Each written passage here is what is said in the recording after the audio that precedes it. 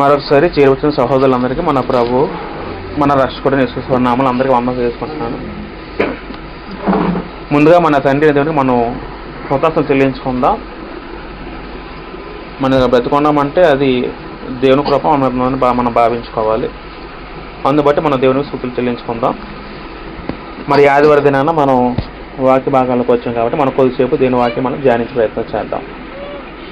కానీ మనం నేర్చుకునే అంశం ఏంటంటే అద్వితీయ సర్వాధిపతి. అద్వితీయ సర్వాధిపతి ఆ మాట ఎక్కడ ఉంటుంది? మొదటి తిమోతి రాసిన పత్రిక 6వ అధ్యాయము 15 చదువుకుంటే అక్కడ పౌలు గారు తిమోతికి రాస్తూ శ్రీమంతుడును అద్వితీయుడునగు సర్వాధిపతి యుక్త కాలముల యందు ఆ ప్రత్యక్షతను కనపరచును. ఆ సర్వాధిపతి రాజులకు రాజును ప్రభువులకు ప్రభువుని ఉన్నాడని అక్కడ పౌలుగా చెప్పడం జరుగుతుంది. అద్వితీయుడునగు సర్వాధిపతి ఆ అంశం గురించి మనం నేర్చుకునే ప్రయత్నం చేద్దాం. వాస్తవానికి మొదటి తిమోతి పత్రిక అనేది పౌలు గారు తిమోతిగా రాస్తూ, అంటే పౌలు గారు మాసిదోనియా అనే ప్రాంతంకి వెళుతూ తిమోతిని ఏం చేశారంటే, నువ్వు ఎఫీసులో ఒక సంఘం ఉంది, క్రీస్తు సంఘం ఉంది ఎఫీసు ప్రాంతంలో, అక్కడ నువ్వు వెళ్ళి అక్కడ ఒక దుర్బోధ జరుగుతుంది, ఆ బోధను ఖండించు అని మన మొదటి అధ్యాయం మనకు ఉంటుంది. అంత మనం చెప్పుకోవాల్సిన పని లేదు. మొదటి అధ్యాయం 3వ చదువుకుంటే నేను మాసిదోనికి వెళ్ళి ఉండగా సత్యమునకు భిన్నమైన బోధ చేయవద్దని అని పదం ఉంటుందండి అక్కడ. అంటే మెయిన్ పౌలు గారు దేనికి తిమోతిని అక్కడ ఉంచారంటే ఎఫీసు ప్రాంతంలో నువ్వు అక్కడ వెళ్ళి దుర్బోధను ఖండించు, సత్యమైన వినబోధ జరుగుతుంది అని చెబుతూ, తర్వాత సంఘ నిర్వహణ ఎలాగ ఉండాలి, నువ్వు పెద్దలు నియమించు, పెద్దల క్రమం ఎలాగ ఉండాలి అని దాని గురించి చెబుతూ, వ్యక్తిగత జీవితం గురించి కూడా నువ్వు ఎలా పవిత్రంగా ఉండాలి అనే కొన్ని విషయాలు వాళ్ళు చెబుతూ, సంఘంలో జనుల ప్రవర్తన అనే వాటి గురించి అలాగా రకరకాల మాటలన్నీ కూడా ఎక్కడ ఉంటాయి? మొదటి తిమోతి పత్రికలో ఉంటుందని. చివరికి వచ్చేసరికి పౌలు తిమోతితో అంటున్న మాట ఏంటంటే 11 చదువుకుంటే ఒకసారి మొదటి తిమోతి 6:11 చదువుకుంటే, దైవజనుడా నీవైతే వీటిని విసర్జించి నీతిని భక్తిని విశ్వాసమును ప్రేమను ఓర్పును సాత్వికమును ప్రయాసపడమని చెప్తాడు. చెప్పిన తర్వాత విశ్వాస సంబంధమైన మంచి పోరాడము అని చేపడమని చెప్పిన తర్వాత 13 చదువుకుంటే సమస్తమునకు జీవాధారకుడైన దేవుని ఎదుటను, అంటే తండ్రి ఎదుటను, పొంతు పిలాతును వద్ద ధైర్యముగా ఒప్పుకొని సాక్ష్యం ఇచ్చిన క్రీస్తు యేసు ఎదుటను. అంటే ఇక్కడ ఎంతమంది వ్యక్తులు కనబడుతున్నారు? ఇక్కడ 2 వ్యక్తులు కనబడుతున్నారు. మొదట ఎవరు? దేవుని ఎదుట. రెండవది ఎవరు? క్రీస్తు యేసు ఎదుట అని చెబుతూ 14వ వచనంలో మన ప్రభు అయిన యేసుక్రీస్తు ప్రత్యక్షమగ వరకు నీవు నిష్కలముగాను అనింద్యముగాను ఈ ఆజ్ఞను గైకొన వల్ల నీకు ఆజ్ఞాపించున్నాను అంటాడు పౌలు. ఏంటి ఆజ్ఞ? ఆ ముందు వచనాలు ఏవైతే చెప్పాడో అవన్నీ కూడా నువ్వు పాటించాలి. చెప్పిన తర్వాత ఇగో తండ్రి ఎదుట, తర్వాత క్రీస్తు ఎదుట, క్రీస్తు ప్రత్యక్షమగ వరకు కూడా నువ్వు అన్నీ పాటించాలని నేను ఆజ్ఞాపించున్నాను అంటాడు పౌలు తిమోతితో. అని తర్వాత దేవుని స్తుతిస్తూ పౌలు గారు 15వ వచనంలో మాట అనడం జరుగుతుంది. ఏంటా మాట అంటే, శ్రీమంతుడును అద్వితీయుడునగు సర్వాధిపతి యుక్త కాలముల యందు ఆ ప్రత్యక్షతను కనపరచును అని పదం వాడే.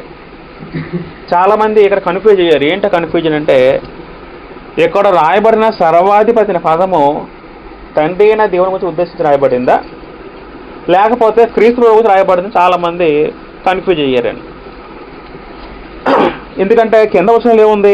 ఆ సర్వాధిపతి 15వ వచనం కిందకు వస్తే రాజులకు రాజును ప్రభువులకు ప్రభువుని ఉన్న పదం ఉందని. వాస్తవ ప్రకటన గ్రంథం 19వ అధ్యాయంకి వెళ్ళిపోతే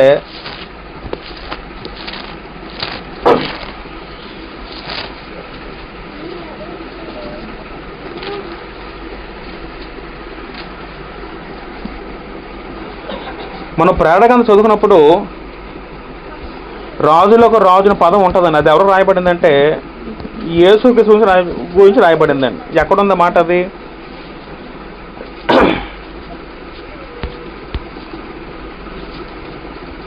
ప్రకటన గ్రంథం 19:16 చదువుకుంటే అక్కడ ఒక మాట ఉంది, రాజులకు రాజును ప్రభుల ప్రభువును ఆయన నామం ఆయన వస్త్రం మీద తోడ మీద రాయబడి ఉంది పదం ఉందని.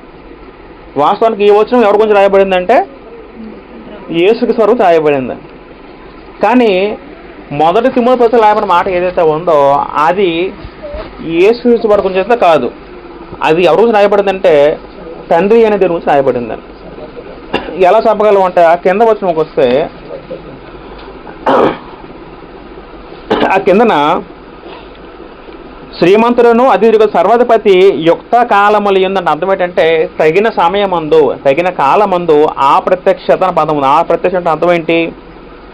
ముందు వచనంలో 14 వచనంలో యేసుక్రీస్తు ప్రత్యక్షమోగని పదం ఉంది కదా. అంటే యేసుక్రీస్తు ప్రత్యక్షమోగ అర్థం ఏంటి? యేసుక్రీస్తు వారు రెండో రాకడ సంబంధించిందండి, అంతే కదా. యేసు వచ్చిన రెండో రాకడ సమయాన్ని ఎవరు తెలియజేయాలి? ఇప్పుడు యేసు రెండో రాకడ సమయం ఎవరు తెలుస్తుంది? అది తండ్రి అనే దేవుని తప్ప ఎవరికీ తెలియదు, అది అంతే కదా. ఆఖరి యేసు కూడా సమయం తెలియదండి. పౌలు అదే మాట అంటే ఇక్కడ ఆ ప్రత్యక్షతను కనపరచుని అన్నారు. కనపరిచింది ఎవరంటే తండ్రి. ఇప్పుడు ఆ వ్యక్తి గురించి చెప్తూ ఆ సర్వాధిపతి రాజులకు రాజును ప్రభువులకు ప్రభువునే ఉన్నట్టు చెప్పడం జరుగుతుందని. సర్వాధిపతి అని పదం ఉందని. సర్వాధిపతి అంటే అర్థం ఏంటి అసలు? సర్వాధిపతి అని పదం చదువుకుందాం. చాలా మంచి మాట, ఒక మంచి లెసన్ మనం నేర్చుకుంటాం ఇప్పుడు ప్రభు చిత్తం బట్టి. ఇంగ్లీష్లో ఓన్లీ పొటెంటేట్ సావరెన్ వన్ అని అర్థం వస్తుందండి ఇంగ్లీష్లో. సర్వాధిపతి అనే పదము బైబిల్ అంతట్లో 3 సార్లు కనబడుతుంది. లోకోత్సవత ఒకసారి కనబడుతుంది, అపోస్తలులు ఒకసారి కనబడుతుంది, తిమోతి పత్రికలో ఒకసారి కనబడుతుంది. సర్వాధికారి పదం మనం చదువుకుంటాం గ్రంథంలో. సర్వాధిపతి మనం ఎక్కడ చదువుకోం, ఇది ఒకటే కనబడుతుంది. అంటే తెలుగులో ఈ పదానికి సర్వాధిపతిని అనువదించారండి. సర్వాధిపతి అంటే అర్థం ఏంటంటే సమస్త సృష్టికి విశ్వానికి అన్ని రాజులకు ప్రభువులకు మీదనున్న అత్యున్నత అధికారం కలవాడని అర్థం వస్తుందట. సర్వాధిపతి అంటే అర్థం ఏంటండి? సమస్త విశ్వం మీద సృష్టి మీద రాజుల మీద ప్రభువుల మీద అత్యున్నతమైన అధికారం కలవాడు అని అర్థం వస్తుందండి. మరొక మాట చెప్పాలంటే సర్వోన్నతుడైన రాజు, సర్వోన్నతుడు అని అర్థం వస్తుందండి. సర్వోన్నతుడు సర్వాధిపత్యం కలిగిన రాజు అని అర్థం వస్తుంది. సర్వాధిపతి అంటే సర్వము ప్లస్ ఆధిపత్యము, అధిపతి. సర్వం అంటే అన్నిటి మీద, అన్నిట్లో ఏమున్నాయి? అన్ని అంటే అర్థంలో ఏమొస్తుంది? అన్నిట్లో విశ్వము మానవులు సమస్త అన్ని కూడా దాంట్లో వస్తుంది. అధిపతి అంటే అర్థం ఏంటి? రాజు, పాలకుడు అని అర్థం వస్తుంది. కాబట్టి సర్వాధిపతి అని అర్థం ఏంటంటే సమస్త సృష్టికి విశ్వానికి అందరి మీద అత్యున్నతమైన అధికారం కలవాడని అర్థం వస్తుందండి. తర్వాత సర్వాధిపతి ముందు పదం వాడండి. ఏంట పదం అది? అద్వితీయుడు నాకు సర్వాధిపతి వాడారు. అద్వితీయుడు అంటే అర్థం ఏంటి? అద్వితీయుడు అంటే అర్థం ఏంటండి? అద్వితీయుడు అంటే ద్వితీయుడు లేనివాడు, అంటే ఒకే ఒక్కడు, ఏకైకమైన వాడు, ఆయనకి సాటి లేనివాడు, అసమోహనుడు అని అర్థం వస్తుందండి. అర్థమైందని చెప్తున్న మాటలు. అద్వితీయ సర్వాధిపతి అంటే అర్థం ఏంటంటే ఏకైక అత్యున్నత అధికారం గలవాడని అర్థం వస్తుందండి. అంటే ఆయన తప్పించి ఇంకొక అధికారి కావుడు లేడని అర్థం చెప్పాడు. ఈ మాట ఎవరన్నారు? అక్కడ పౌలు గారు అన్నారు. ఎవరిని కూర్చే మాట అన్నాడు? తండ్రి అనే దేవుని కూర్చే మాట అన్నాడు. నిజంగా దేవుడు సర్వాధిపతే కాదా? సర్వాధిపతేనా? అంటే దేవునికి ఉన్న అధికారం ఎలాంటిది? ఆయనకి వేటి మీద అధికారం ఉంది? మనం అవన్నీ కూడా మనం ఆలోచిద్దాం. దేవుడు సర్వాధిపతిని ఎందుకు పిలవబడ్డాడో, సర్వాధిపతి అనిపించుకోవడానికి దేవుడు కొన్ని అర్హతలు ఏంటో మనం కొన్ని విషయాలు కొన్ని మాట మనం ఆలోచిద్దాం. కొన్ని ఒక 7 పాయింట్లు ఆలోచిస్తే మన దేవుడు ఎంత గొప్పవాడో మనకు అర్థమవుతుంది. ఓకేనా? మొదటగా దేవుడు సర్వాధిపతి ఎందుకు అయ్యాడంటే ఆయన సృష్టికర్త కాబట్టి. దేవుడు ఎలా ఉంటాడండి? దేవుడు అంటే సృష్టికర్త. ఆయన సృష్టిని సృజించిన వాడు. దేవుడు స్వయంభుడే ఉన్నాడు, అంటే తనంతో తానుగా ఉన్నాడు. రెండో పాయింట్ ఏంటంటే ఆయన సృష్టికర్తే ఉన్నాడు. కీర్తనలో 33 కీర్తన 6వ వచనం చదువుకుంటే,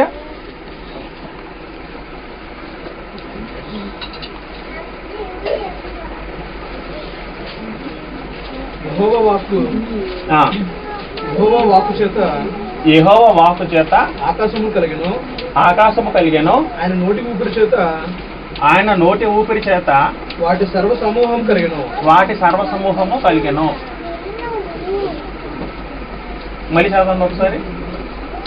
ఆయన నోటి ఊపిరి చేత, ఎవరు నోటి ఊపిరి చేత? దేవుని నోటి ఊపిరి చేత ఏం కలిగినట? వాటి సర్వ సమూహము కలిగెను. యెహోవా వాక్కు ఆకాశము. కీర్తన 33:4 చదువుకుంటే కీర్తనకారుడు అంటున్న మాట ఏంటంటే, దేవుని చేత సమస్త విశ్వము కూడా రూపొందించబడిందని కీర్తనకారుడు అంటున్నాడండి. అక్కడ పదం ఏ వాడారంటే,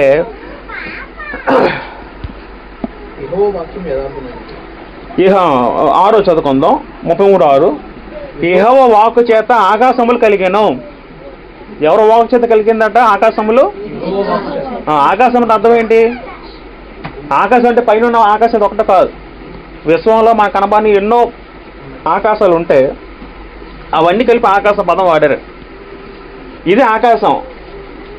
ఇటువంటి ఆకాశాల్లో ఎన్నో ఉన్నాయి. విశ్వంలో మనకు కనబడని ఎన్నో ఉన్నాయి. అవన్నీ నిర్మించింది ఎవరు?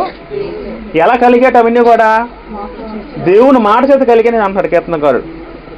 ఆయన నోటి ఊపిరి చేత వాటి సర్వ సమూహము కలిగెను.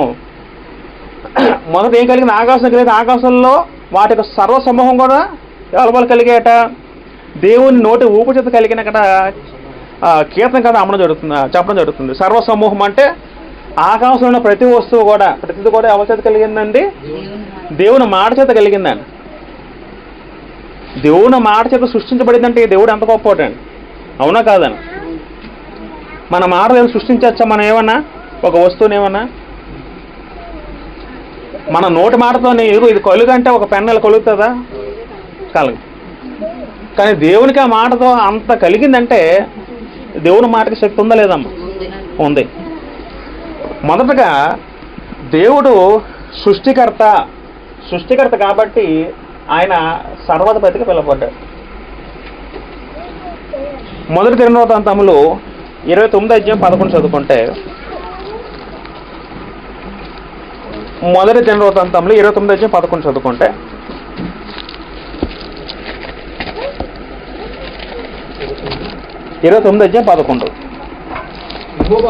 యెహోవా భూమి ఆకాశములందు సమస్తమును నీ వశము.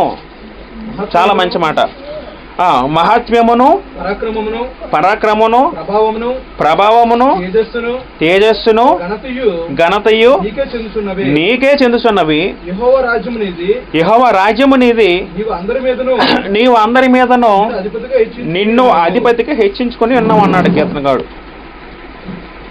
యెహోవా భూమి ఆకాశములందు సమస్తమును ఎవరో వాట? నీ వశము. నీ వశం అంటే ఎవరి వశం అండి? దేవుడు వశం అండి. భూమి ఎవరిది? ఆకాశం ఎవరిది? ఆకాశం నక్షత్రాలు ఎవరివి? సూర్యుడు ఎవరిది? ఎందుకంటే ఇవన్నీ కలుగజేసింది ఎవరు? దేవుడు. కాబట్టి అన్నిటి మీద ఆయనకి ఏముంది? అధికారం ఉంది. అవన్నీ కూడా ఎవరి వశంలో ఉన్నాయి? దేవుని వశంలో ఉన్నాయి. ఈవెన్ ఒక చిన్న పిచ్చుక విషయం కూడా ఎవరి వశంలో, పిచ్చుక ఎవరి వశంలో ఉంది? దేవుని సెలవు లేక ఒక పిచ్చుకు కూడా నేల పొడను కదా పదం ఉంది కదా మత్తయి వార్తలో. ఎందుకంటే ప్రతిదీ కూడా ఎవరి వశంలో ఉందట? దేవుని వశంలో ఉంది.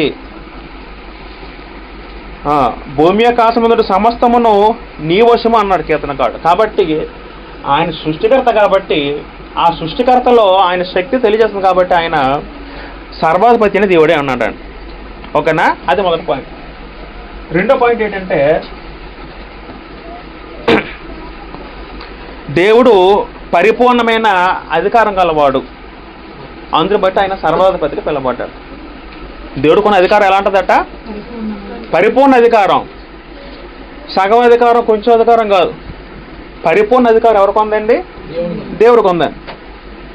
103 కీర్తన 19 చదువుకుంటే, 103 కీర్తన 19 చదువుకుందాం. యెహోవా యెహోవా ఆకాశమందు తన సింహాసనమును స్థిరపరిచి ఉన్నాడు. ఆయన అన్నిటి మీద రాజ్య పరిపాలన చేయుచున్నాడు పదం ఉందండి. యెహోవా సింహాసనం ఎక్కడ ఉందట? ఆకాశంలో ఉందట యెహోవా సింహాసనం. సింహాసనం అర్థం ఏంటండి?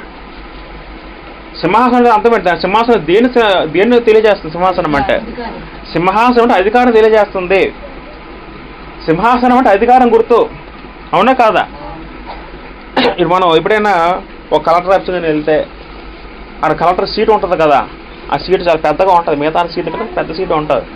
అదే మనం సెక్రటరీ ఆఫీస్కి వెళ్తే, సీఎం ఆఫీస్కి వెళ్తే అక్కడ సీఎం సీట్ ఎలా ఉంటుంది? చాలా పెద్దగా. అంటే ఆ కుర్చీ అంటే దేని గుర్తు? అక్కడ అధికారం గుర్తాను. అయితే దేవుడు సేమ్ ఒక మనుషుల్లాగా ఉన్న అధికారం అలాంటి మనిషినా లేదా ఇంకా అంతకన్నా ఎక్కువ ఉందా దేవునికి అధికారం? అంతకంటే ఎక్కువ అధికారం ఎవరికి ఉందండి? దేవునికి ఉంది. దేవుడు అత్యున్నత అధికారం గలవాడు, లేకపోతే పరిపూర్ణమైన అధికారం గలవాడు అండి.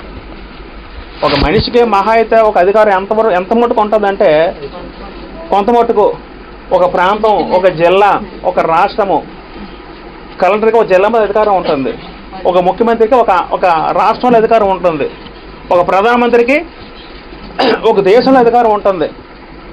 కానీ దేవుడి కానీ అధికారం ఎలా ఉంటుందట? అన్నిటి మీద అక్కడ ఏమేమి ఉన్నాయి?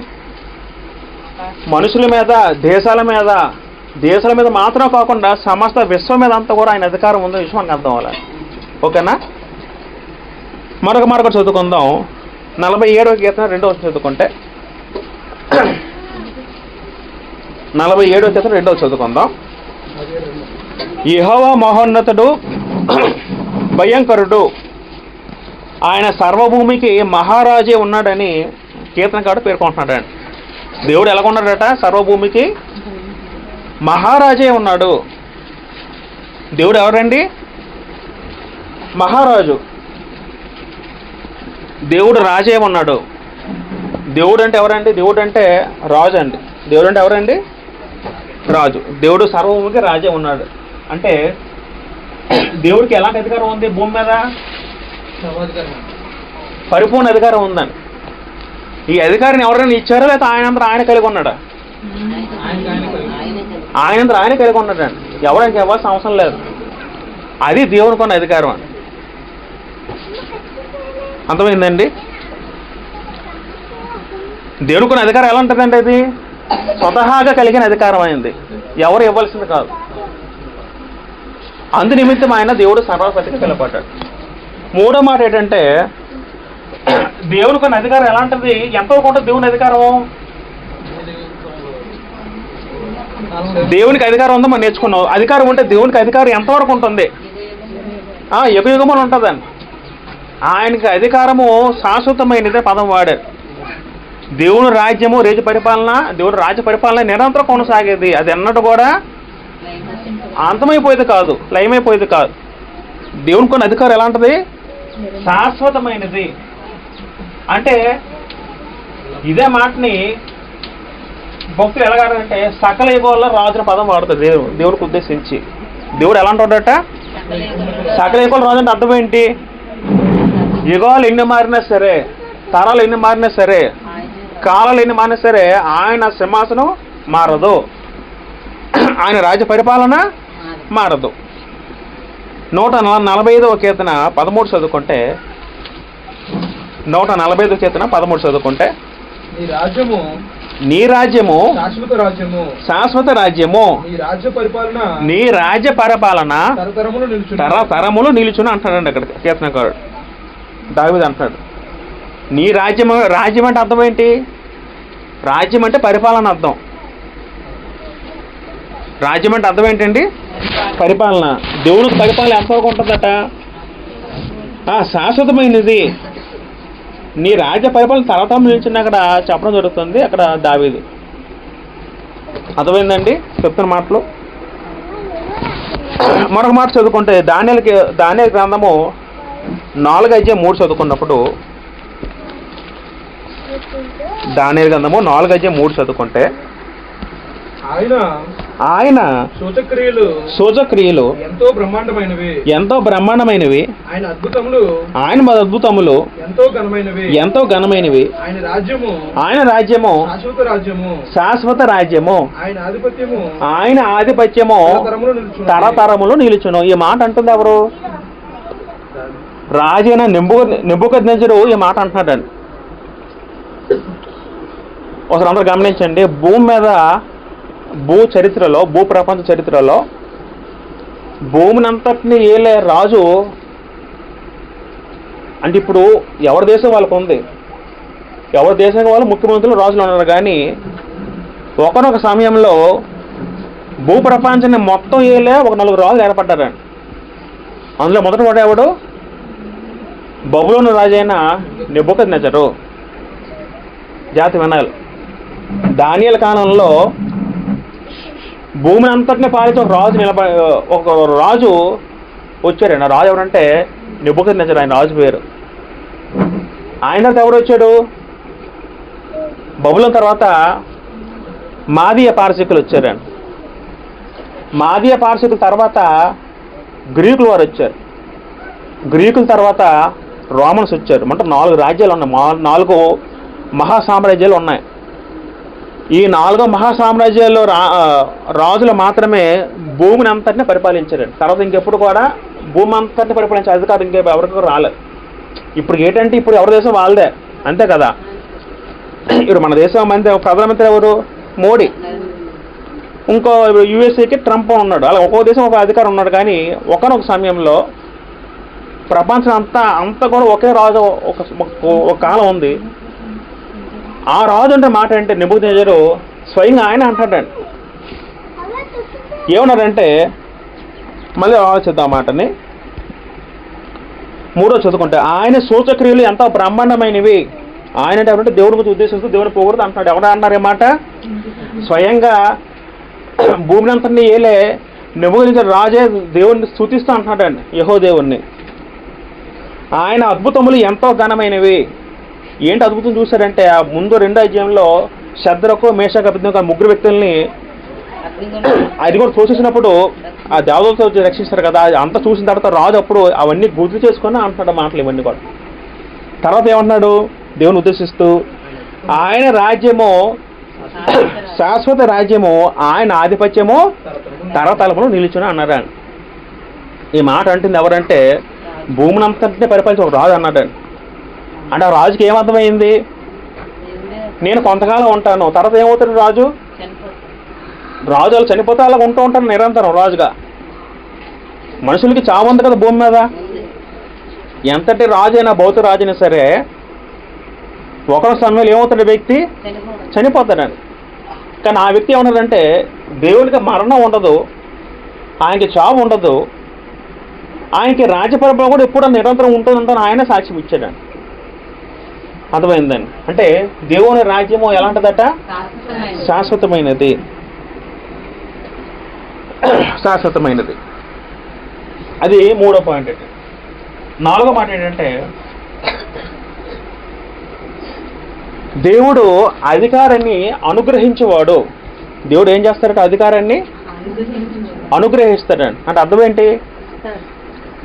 దేవుడు అధికారాన్ని పొందుకోడు, కానీ అధికారం ఏం చేస్తాడు? ఇస్తాడండి. 135 కీర్తన 5:6 చదువుకుంటే,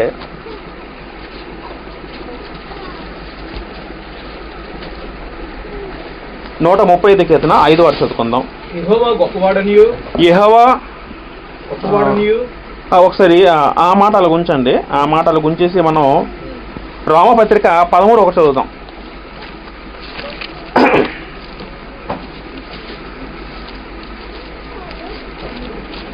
రోమపత్రిక 13:1 చదువుకుంటాం.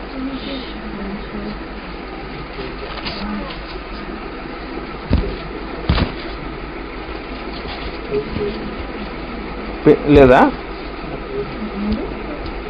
నేను చదువుతాను. ప్రతి వాడును పై అధికారులకు లోబడి ఉండవలెను అని పౌలు గారు ఆ రోమ సంఘాన్ని చెప్తూ, అధికారులు ప్రతివాడు తన పై అధికారులు లోబడాలి అని చెప్పిన తర్వాత ఏలయనగా, ఎందుకంటే దేవుని వలన కలిగినది తప్ప మరి ఏ అధికారమును లేదు. ఉన్న అధికారములు దేవుని వలననే నియమింపబడి ఉన్నవి. అర్థమైందండి? అధికారులు అనుగ్రహించేవాడు ఎవడు? దేవుడే. అధికారం వచ్చిందంటే అధికారం సొంతంగా ఎవరు రాదని. అధికారం ఒక భూమి మీద అధికారం చలాయిస్తున్నాడంటే ఆ అధికారం ఇచ్చింది ఎవరు? దేవుడు. అంటే దేవుడు కన్నా శక్తి ఎలాంటిదంటే ఆయన అధికారం ఇచ్చేవాడు తప్ప అధికారాన్ని పొందుకునేవాడు కాదని. అర్థమైందన్నమాట. మరొక మాట కూడా చదువుకుందాం. దానియేలు గ్రంథము 4:17 చదువుకుంటే, దానియేలు గ్రంథము 4:17 చదువుకుంటే,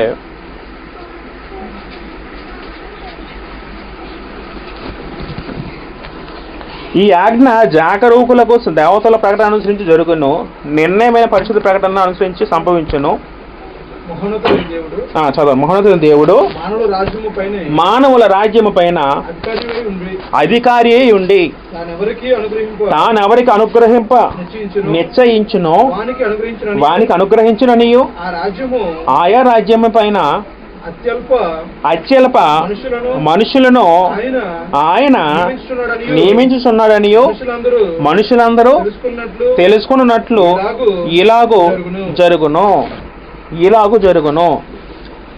దానియేలు గ్రంథం మనం చదువుకున్నప్పుడు మీరందరూ దానియేలు గ్రంథం చదివారండి. అందరూ కూడా దానియేలు గ్రంథం చదివితే మనకి ప్రధానంగా ఏం అర్థం అవుతుందంటే దేవుని యొక్క గొప్పతనం అర్థం అవుతుందని, దేవుని యొక్క సర్వాధికారం అర్థం అవుతుందండి. ఎక్కడ ఏ గ్రంథం అర్థం అవుద్ది? దానియేలు గ్రంథం. నిజంగా మీరు ఎక్కువ దానియేలు గ్రంథం ఎక్కువ రిపీట్ చేస్తూ ఉండండి. ఆ గ్రంథాన్ని చదువుతూ ఉంటే దేవుడు ఉన్న అధికారం ఎలా ఉంటుంది ఎక్కువ కనబడుతూ ఉంటుందండి మనకి. ఈ నిబోధన రాజుకి ఒక కళ కనబడుతుంది. ఆ కళలో ఒక పెద్ద చెట్టు కనబడుతుంది. మనం అంతా చెప్పుకోం, అదొక పెద్ద ఉపమానం అవుద్ది. ఆ కళ ఎందుకు దేవుడు ఇచ్చాడంటే అప్పుడు ఆ కిందన పదం వాడేది ఏంట పదం? మహోన్నతులకు దేవుడు మానవుల రాజ్యం పైన అధికారి అయి ఉండే పదం వాడారండి.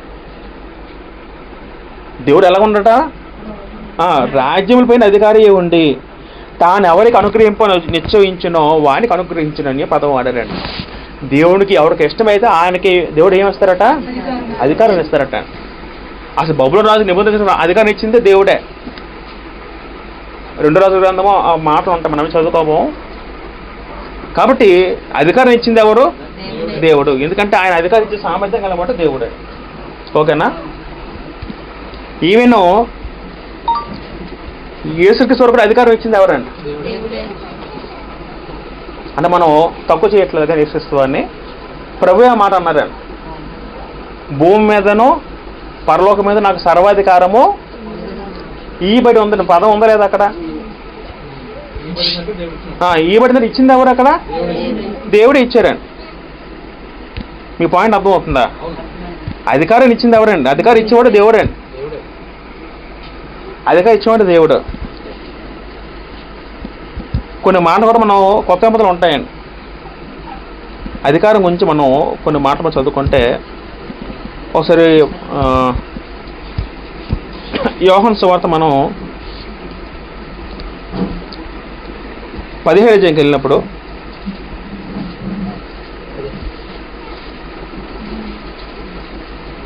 ఒకసారి యోహాను సువార్త 5:23 చదువుకుంటే 5:23లో తండ్రిని గణపరచున్నట్లుగా అందరూ కుమారుని గణపరచులని తీర్పు తీర్చుటకు సర్వాధికారము కుమారునికి అప్పగించున్నాడు. అప్పగించింది ఎవరు? దేవుడు. పొందింది ఎవరు? యేసుక్రీస్తు వారు. ఏ అధికారం పొందారు యేసుక్రీస్తు వారు? తీర్పు తీర్చుటకు. ఆ సందర్భంలో మీకు అర్థమవుతుంది చెప్తుంది. మళ్ళీ 5:26 చదువుకుంటే తండ్రి ఎలాగో తనంతట తానే జీవం గలవాడై ఉన్నాడో అలాగే కుమారుడు తనంతట తానే జీవము గలవాడినుటకు కుమారునికి అధికారము అనుగ్రహించెను అని పదం ఉందని. అధికారము అనుగ్రహించెను. అధికారం ఇచ్చింది ఎవరు? ఈ మాట అంటుంది ఎవరు? స్వయం యేసుక్రీస్తు వారు అన్నారు లేదా యేసుక్రీస్తు వారు ఆ మాట? యోహాను సువార్త 17:2 కూడా ఆఖరి ప్రార్థన చేస్తూ చనిపోయే ముందు శిలువ ప్రార్థన చేస్తూ దేవుడికి యేసు వారు ఏమంటారంటే 17:2 17:2 కిందకు వస్తే నీవు నీ కుమారునికి ఇచ్చిన వారికి అందరికీ ఆయన నిత్యజీవం అనుగ్రహించినట్లు సర్వ శరీరుల మీదను ఆయనకు అధికారము ఇచ్చితివి. ఎవరిచ్చారు అధికారం? దేవుడు ఇచ్చాడు. దేవుడు అధికారాన్ని ఇచ్చేవాడండి. ఆఖరికి యేసుక్రీస్తు వాడు కూడా అధికారం ఇచ్చింది ఎవరండి? దేవుడే. ఆ మాట మన వల్లే గ్రంథం చెప్తున్నాను. ఓకేనా? నాకు సర్వాధికారం ఇవ్వబడి ఉంది అన్నాడు యేసుక్రీస్తు వారు. ఇచ్చింది ఎవరు? పరలోకపు తండ్రి. రైట్. కాబట్టి దేవుడు అధికారాన్ని అనుగ్రహించేవాడు. తర్వాత 5వ పాయింట్ ఏంటంటే,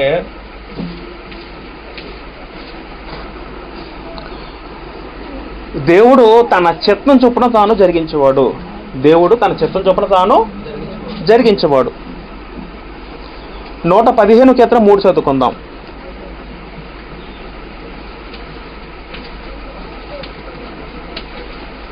115 కీర్తన 3 చదువుకుందాం.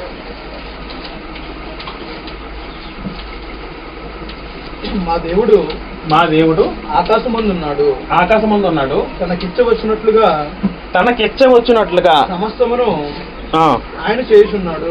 తనకిచ్చవచ్చినట్టుగా అర్థం ఏంటంటే తనకిష్టం వచ్చినట్టుగా అని అర్థం వస్తుందా? ఇచ్చ అంటే ఇష్టము. తనకు నచ్చినట్టుగా తన కోరిక మేరకు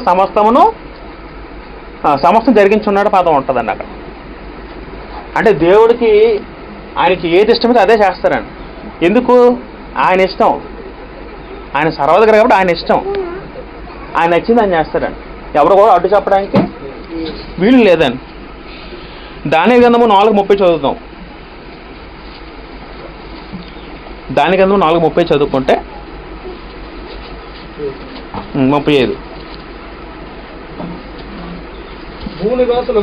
భూనివాసులందరూ ఆయన దృష్టికి ఎన్నికకు రానివారు. ఆయన పరలోక సేనయడలను భూనివాసుల ఎడలను తన చిత్తము చొప్పున జరిగించువాడు. ఆయన చెయ్యి పట్టుకొని నీవు ఏమి చేయుచున్నారని ఆయనతో చెప్పుటకు ఎవడను సమర్థుడు కాడు. చాలా మంచి మాట. ఇక్కడే ఉన్నారంటే ఆయన పరలోక శాన ఎడలను అంటే అర్థం ఏంటి? పరలోకంలో కూడా శాన ఉందా లేదా? పరలోకంలో మనుషులు ఉన్నారా లేదా?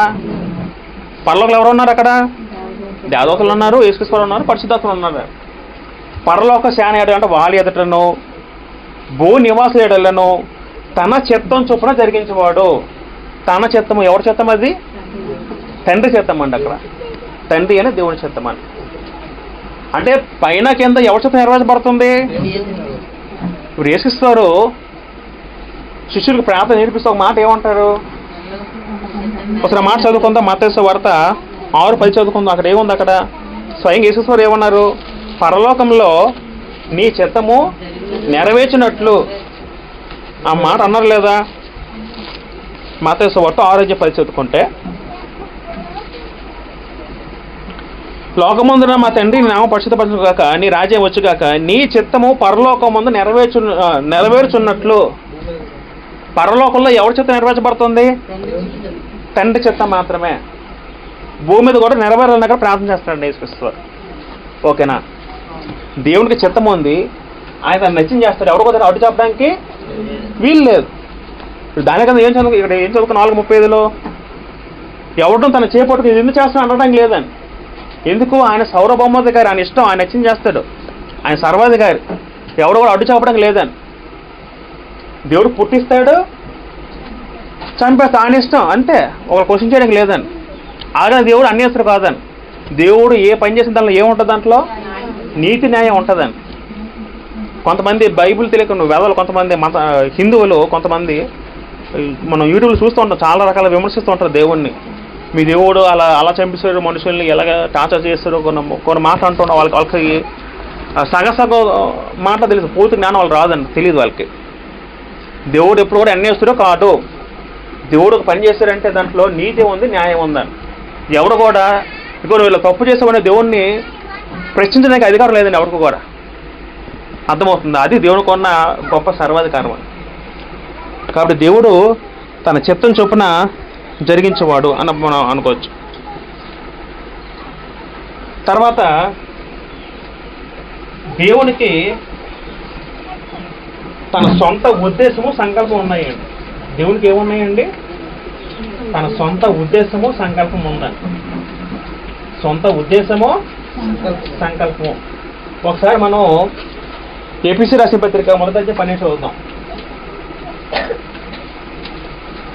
ఏపీసీ రాసిన పత్రిక 1వ అధ్యాయం 12 చదువుకుంటే 12 వచ్చిన కింద మాట ఒక మాట ఉంటుంది.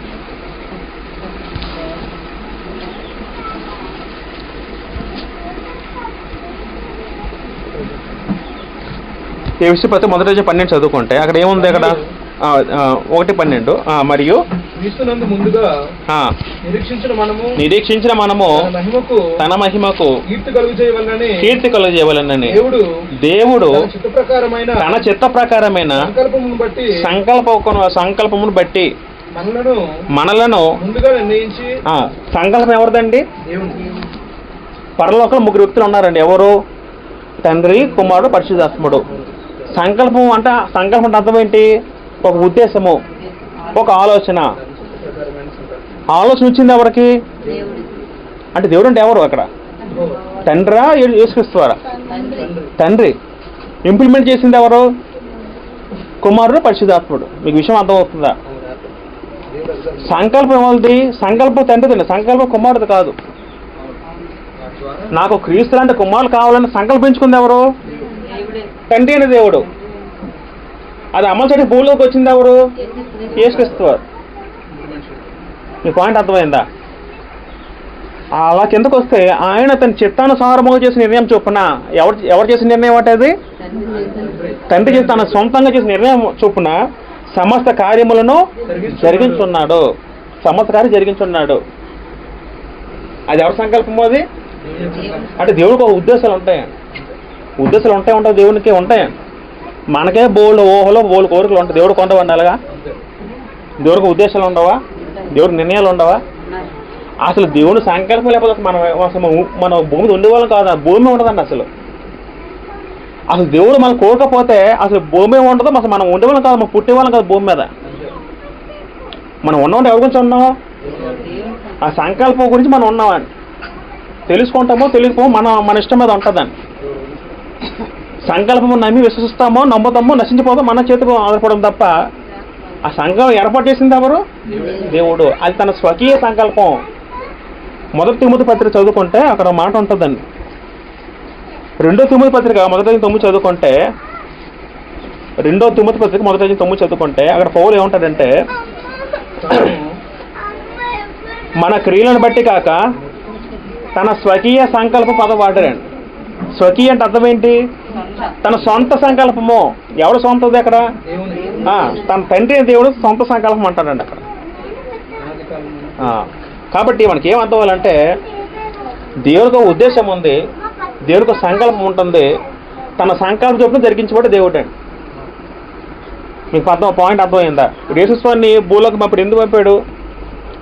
ఆయన సంకల్పం నిమిత్తం ఆయన చనిపోవాలి భూమి మీద, ఆ రక్తం చిందించబడాలి. అది ఎవరి సంకల్పం? అది దేవుడి సంకల్పం. దాని నిమిత్తము ఒక పరిపూర్ణ కాలం వచ్చినప్పుడు దేవుడు భూలోకంగా యేసుక్రీస్తు పంపడం జరిగిందండి. ఇప్పుడు సంకల్పం అడ్డుకోవడానికి ఎవరు ఇప్పుడు యేసుక్రీస్తు చనిపోవాలండి. అది దేవుడి సంకల్పంలో భాగమే ఉంది. అదొక భాగం క్రీస్తు శిలువ మరణం అనేది.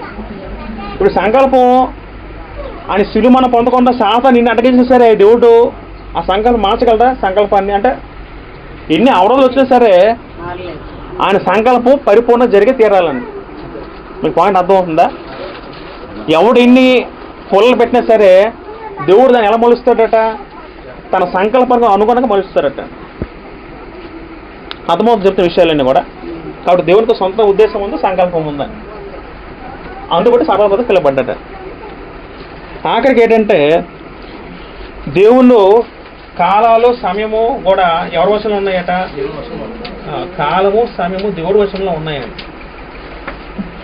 దానియేలు గ్రంథము 2:21 చదువుకుంటే కాలము సమయము.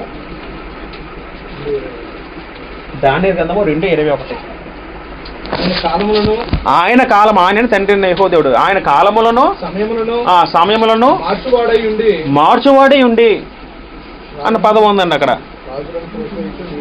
కాలాలు మార్చగలడు దేవుడు, మార్చగలడు. సమయం మార్చగలడు దేవుడు. దేవుడు చేయలేదంటే ఏమి లేదండి. దేవుడికి సమస్తమును సాధ్యమే. ఏదైనా దేవుడు చేయలేనిది ఏమైనా ఉందా? ఏమైనా ప్రపంచంలో ఏమైనా ఉందంటే దేవుడు చేయలేనిది ఏమి లేదండి అసలు. దానికి ఆన్సర్ ఏంటి? ఏం లేదు, నో ఆన్సర్ అని అంటే దానికి మరి ఆన్సర్ లేదండి. దేవుడు చేయలేనిది ఏమీ లేదండి, ఏమీ లేదు భూలోకంలో. అపోస్తలుల మొదటి మీరు చదువుకుంటే స్వయం యేసువారు అంటున్న ఒక మాట ఏంటంటే, అపోస్తలుల మొదటి మీరు చదువుకుంటే కాలములను సమయములను తండ్రి తన స్వాధీనం ఉంచుకుని ఉన్నాడు పదం వాడరండి. ఎవరి స్వాధీనం ఉన్నాయట? దేవుని స్వాధీనంలో కాలము సమయం ఉందట. నిజంగా అది ఎంత ఆశ్చర్యకరంగా ఉంటుందో. దేవుడు కావాలంటే సమయాన్ని పెంచగలడు, తగ్గించగలడు. ఆదం కాలంలో ఒక్కొక్క మనిషి 900 సంవత్సరాలు 8 సంవత్సరాలు బతికేవారటండి. తర్వాత ఏం చేశాడు దేవుడు? ఆయుష్ తగ్గించాడు. ఎందుకు తగ్గించాడు? వాళ్ళు ఉన్న ఉపయోగం లేదు, వాళ్ళ హృదయంలో ఏమన్నాయట? చెత్త ఉంది, వాళ్ళ తలంపులంతా చెడ్డ తలంపులు ఉన్నాయి, దానిలో ఉపయోగం లేదని దేవుడు ఏం చేశాడు? ఆయుష్ని కాలం తగ్గించాడు. కాలం తగ్గించాడు దేవుడు. ఆయన శక్తి ఉంది, అంతే కదండి. అసలు 9 సంవత్సరాలు ఎలా బతికారు నాకు ఇప్పటికీ ఆశ్చర్యంగా ఉంటుంది. అంటే మనుషులు పొడుగ్గా ఉంటారా, లేదా అలా పెరుగుతూ ఉంటారా, లేదా వయసు అలాగే ఉంటుందా అనుకో, మరి ఆశ్చర్యం వేస్తుంది. అంటే దేవుడికి అంత శక్తి ఉందని, ఆయన ఏదైనా చేయగలడండి. ఆయన చేయలేనిది ఏమీ లేదండి. కాలాన్ని మార్చగలడు, కాలాన్ని కుదించగలడు, ఏమైనా మార్చగలడండి తన సంకల్పం అనుసారం. ఈవెన్ యేసుక్రీస్తు రాక కూడా ఎవరి చిత్తం బట్టి ఉంటుందండి? దేవుని బట్టి ఉంటుంది. ఆయన ఎప్పుడు సామ్యం నాయన కుమారుడు నువ్వు వీళ్ళు అనగానే అప్పుడు అంతవరకు కూడా కుమారుడు భూమి మీదకి రాడు. అది దేవునికి ఉన్న ఆయనకు శక్తి అండి. సమయం కూడా మార్చగల శక్తి ఎవరికి ఉందండి? దేవుడికి ఉందండి. ఇవన్నీ విషయాలు ఎవరు తెలుసు? ఇవన్నీ కూడా పౌలు తెలుసండి. పౌలు తెలియవండి. పౌలు ధర్మశాస్త్ర ప్రవీణుడు. పౌలు అని మామూలు విషయం కాదండి. పౌలు అంటే ధర్మశాస్త్రం మొత్తం చదివి ఎక్కడ ఏ వచనం ఉందో, ఎక్కడ ఏ గ్రంథం, ఏ పుస్తకం మొత్తం కూడా వివరించగల సముద్రం ఎవరు అంటే పౌలు. ఇవన్నీ చదివి అప్పుడు పౌలు ఏం చెప్పాడంటే, దేవుడు అద్వితీయ సర్వాధిపతి అంటే అర్థం ఏంటి? ఏకైక సర్వాధిపతి, ఏకైక అత్యున్నత అధికారి. ఇంక పొజిషన్లో ఎవడు కూడా లేరండి. ఈ పొజిషన్లో ఎవరూ లేడు. ఈయనొక్కడే ఒకే ఒక అధికారి. ఆయన రాజు యొక్క రాజునే ఉన్నాడు, ప్రభువులకు ప్రభునే ఉన్నాడండి. ఓకేనా? యేసుక్రీస్తు వారు సర్వాధికారిగా పిలబడ్డారండి. అయితే యేసుక్రీస్తు వారు సర్వాధిపతి కాదండి. అర్థమవుతుందా? మళ్ళీ అంటే ఆ చిన్న వ్యత్యాసం ఒకటే ఉందండి. అలాగని మనం ఆయన ధృవీకరించట్లేదు దేవత్వం ఇంకేం కాదండి. సర్వాధికారం స్వయంగా కలిగిన వ్యక్తి ఎవరంటే దేవుడు సర్వాధిపతి. యేసుక్రీస్తు వారు సర్వాధికారిని పొందిన వ్యక్తి. అలాగని దేవుడు ఏం చేశాడంటే, ఇప్పుడు తండ్రి దేవుడు ఈ కాలంలో తనకున్న అధికారం పవర్ అంతా ఎవరికి ఇచ్చారంటే కుమారుడికి ఇచ్చారండి. ఇప్పుడు యేసుక్రీస్తు ఇప్పుడు దేవుడు ఎలాగ సార్వభౌమాధికారో అంత శక్తి ఇప్పుడు ఎవరికి ఉంది? కుమారుడికి ఉందండి. ఓకేనా? అంత పవర్ ఎవరికి ఉంది? ఇప్పుడు ఉందండి. కానీ సర్వోపతి మనం ఈయనే పిలవాలి, సర్వాధికారం మనం చేసేసుకోవాలి. మీకు పాయింట్ అర్థమవుతుందా? అవకాశం ఇచ్చాడు. మొదట కొరింది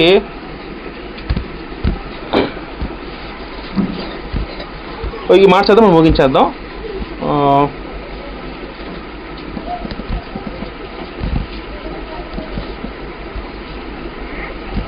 15 అధ్యాయం చూడండి ఒకసారి.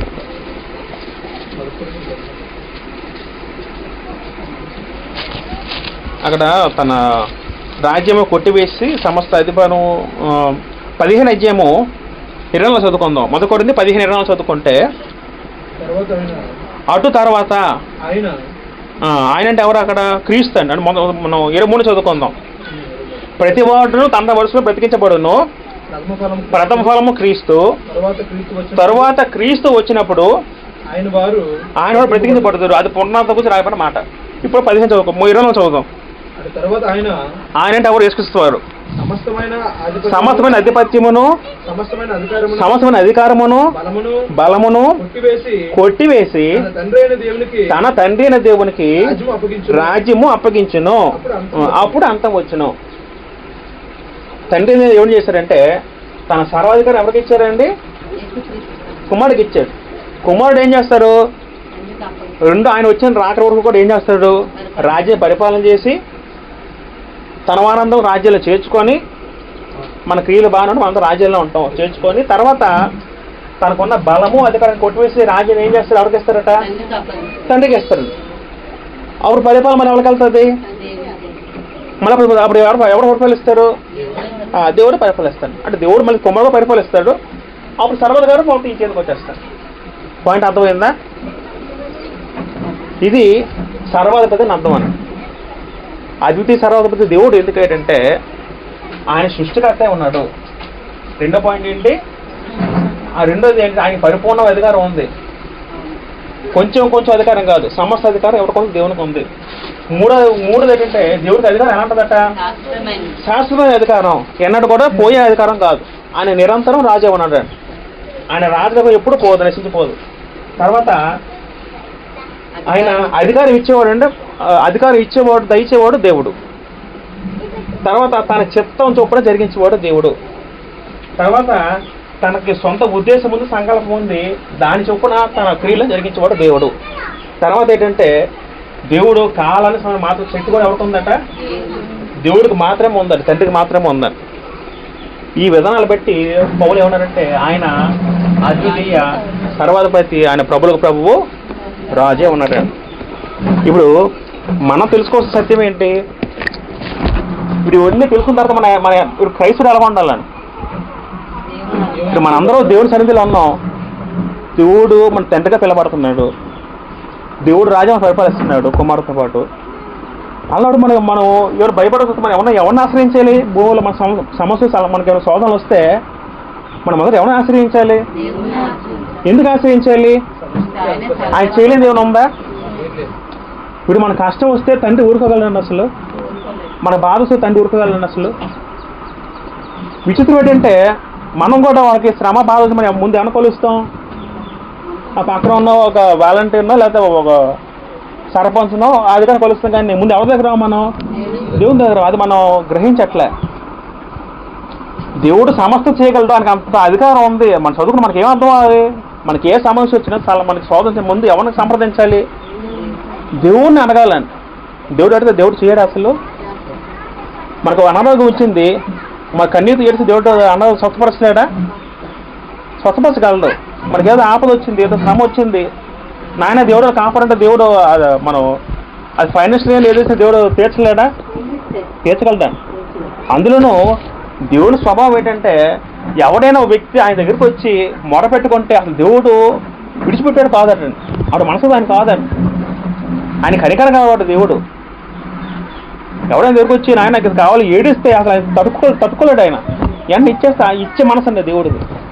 మామూలు రాజు అయితే చూద్దాలి అన్నట్టు అనుకుంటాం, కానీ దేవుడికి ఉన్న మనసు అలా అటువంటి మనసు అయితే కాదని. కాబట్టి ఒక క్రైస్తుడు మనం ఎలా ఉండాలంటే మన దేవుడు విశ్వాన్ని పరిపాలించే రాజు కాబట్టి ఆయనకు లోబడి ఉండాలి, ఆయనతో విధేయత కలిగి ఉండాలి, ఆయన గౌరవించాలని. గౌరవించలేదు దేవుడికి మనం గౌరవించాలని. ఒక కలట దగ్గర మనం ఎంత గౌరవిస్తామని చేతులు కట్టుకొని వినమ్రంగా తల ఉంచి అంత మర్యాద గౌరవంగా ఉంటాం ఒక కలట దగ్గరే. నేను అసలు వెళ్ళాను అలాగే ఉన్నామండి అక్కడ. కానీ దేవుడి మందిరికి వస్తే ఎలా ఉంటాం? మనం నిర్లక్ష్యంగా ఉంటాం, నెక్స్ట్ పడుకుంటాం. అలా ఉండకూడదండి. ఇప్పుడు మన దేవుడి దగ్గర చాలా గౌరవంగా వినమ్రంగా ఉండాలి. ప్రార్థన చేసుకుంటే ఎలా ఉండాలి? వీలైతే మోకాలు ఇవ్వాలి అంటే అలాగా. ఓకేనా? కాబట్టి ఇవన్నీ మనం గుర్తుపెట్టుకొని మనసులో పెట్టుకొని ఆ విధంగా జీవిస్తే మనం కూడా దేవుడిని ఆశ్రయించి తర్వాత దేవుని గొప్పతనం మన హృదయాలకు అర్థం అవుతాం. దేవుడు ఈ మాటలని దీనికి మన అందరి హృదయాల్లో ఫలింపజేయను కాక. ఆమేన్. అందరికీ వందనాలు.